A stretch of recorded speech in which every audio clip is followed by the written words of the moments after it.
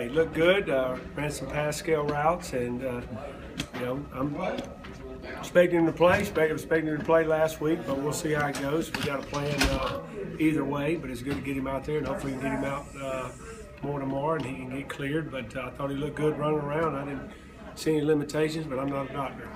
Yeah, DeAndre was out there today too. Obviously, he's working some with Terry, but you were hoping maybe there's a chance to get him back. Just dealing with Terry. That's going to be Terry when he says he can go and he gets cleared. Nothing really. He's either in or out. I know Bouchard is more get out there and get back in the groove of it. More training room with DeAndre. Same thing with Terry Jackson. Has he been cleared yet? Or? No, sir. No. Okay. How overall are you feeling about just what you've seen? You said Nick looked really good Monday, Tuesday. Has he kind of been carrying on that progression? Yeah, I thought he looked good today. We had our ups and downs in today's practice, which usually happens on Wednesday when you install a lot of the third down and red zone package, and then our video system went down.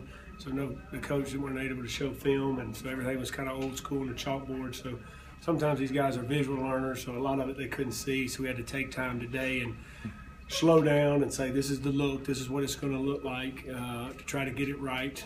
But I thought, considering that, I thought it was a good practice. Still some things we got to clean up like every week, but overall, good attitude and a good job. I thought Nick and Coleman both threw the ball well today. You said earlier this week, preparation you've been really happy with the last two, both games. Yep.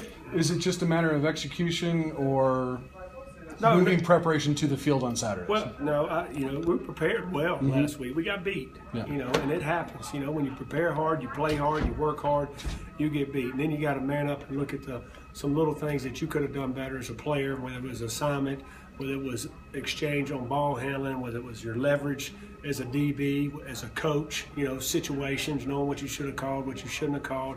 So, you got to look at yourself and make sure that your area of responsibility, that you're prepared as a coach and you prepare your segment very well. And then, we talk, there are going to be mistakes in games, and guys are going to make mistakes, but you want to try to limit them by the preparation.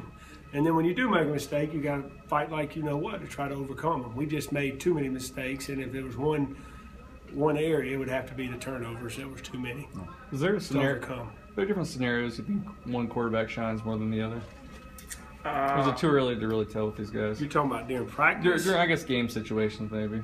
Well, I think it's too early. At the end of the day, we named Nick the starter. I feel he gave us the best chance to move the ball and be effective on offense. Last week we stalled, put Coleman in.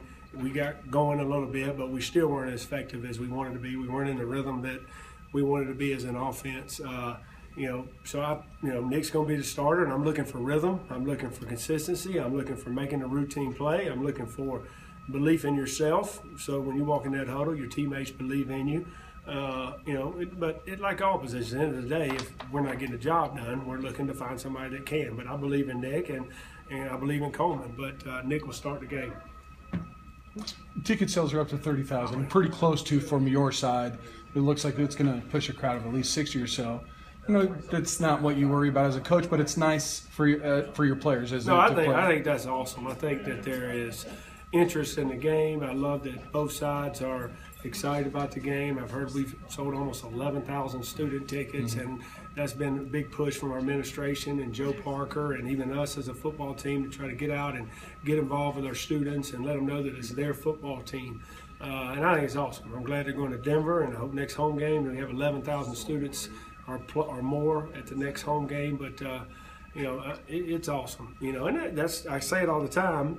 I wouldn't have taken any job, or I wouldn't have been here if I didn't believe there was passionate people that believed in the program and believed in CSU, and I think that's great evidence of that by the numbers that are coming out for this football game. Is it just passion, or do you feel a momentum, like it's something's building? Well, no, I think obviously something's building here, and there's excitement, but you got to keep doing your part and moving forward as a program, and sometimes that's measured in wins and losses. Ultimately it is, but I believe there is positive momentum, even after last week's game. And we want to win the game, and we were sick to our stomachs we didn't win, but I believe there's momentum. They see a product out there that they can take pride in. I always tell them, my wife doesn't know a lot about football. She can tell if somebody's playing hard and getting after it and playing for one another. And I think when when alumni and fans go and they see how hard that their team that's representing their university plays, that's something to take pride in and be passionate about. You know, now, and the more you win and the more success you have, I think that builds momentum and gets some people that might be on the side more involved. But, you know, if you love CSU and you love this university and these guys are out there representing it and playing as hard as they were last week, you got to be proud about that and passionate about that, in my opinion. How fun is it just to be a coach during this period of CSU football where there is so much excitement and the fans are always reaching out to you and everything? No, I think this is great. I think it's great, and I think it's great you have passionate fans. I think it's great when they get upset, you know, when they don't win and question what you do. I think that you know, there's stress where I just came from. You know, because of the passionate fans, and they're gonna be there and support their team no matter what. But they want to win, okay. But I think that's what makes it great because they're there, they're supporting, they're buying in, and you know that comes with the job. And there's criticism, and you know that's an occupational hazard. It doesn't bother me, but I'd rather have guys there supporting their team and every week and be proud to watch them. And they can get on me all they want, but their team's gonna be ready to play on Saturdays. I can promise you. Cool. All right. Thanks, Mike. Great.